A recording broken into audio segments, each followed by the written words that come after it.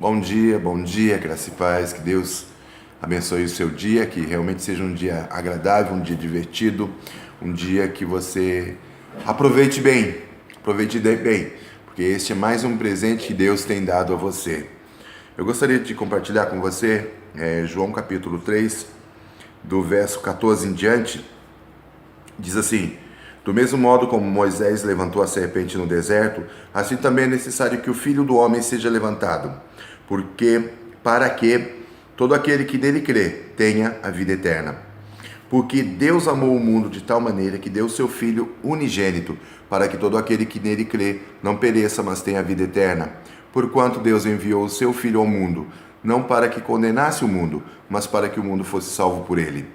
Quem crê nele não é condenado, mas quem não crê já está condenado, porquanto não crê no nome do unigênito Filho de Deus. E o julgamento é este: a luz veio ao mundo, mas os homens amaram mais as trevas do que a luz, porque as suas obras eram más. Quem pratica o mal detesta a luz e não se aproxima dela, para que as suas obras não sejam reprovadas. Quem pratica a verdade se aproxima da luz, a fim de que as suas obras sejam manifestas, porque são feitas em Deus. Amém? Princípio claro da palavra de Deus é esta oferta de Deus, esse perdão, este amor de Deus, que é a única coisa que explica a morte de Jesus Cristo na cruz do Calvário. É que Deus te amou tanto que fez este sacrifício por sua causa e por minha causa.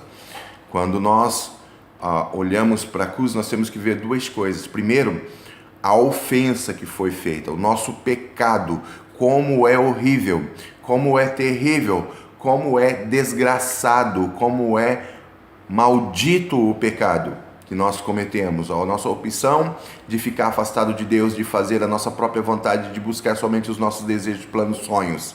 O nosso egoísmo é horrível. Eu sempre digo que nós temos um laboratório para verificar isso. É só nós olharmos o nosso mundo como anda. As coisas que têm acontecido neste mundo são resultado da falta de Deus na vida das pessoas. A prostituição, os assassinatos, as drogas, nossos políticos, né? Toda essa série de coisas ruins, elas são resultado do afastamento do homem de Deus e da opção do homem pelo pecado. Tá certo? O pecado nosso é horrível, é terrível. É ele que leva Cristo até aquela cruz. É ele que mata Cristo naquela cruz. Então você tem que entender que o pecado é horrível, é uma coisa que nos aparta totalmente de Deus. Não tem como dar jeitinho, não tem como mascarar isso. O pecado, o nosso pecado, o meu pecado, ele é quem mantém Cristo na cruz, é ele que crucifica, é ele o culpado por Cristo na cruz.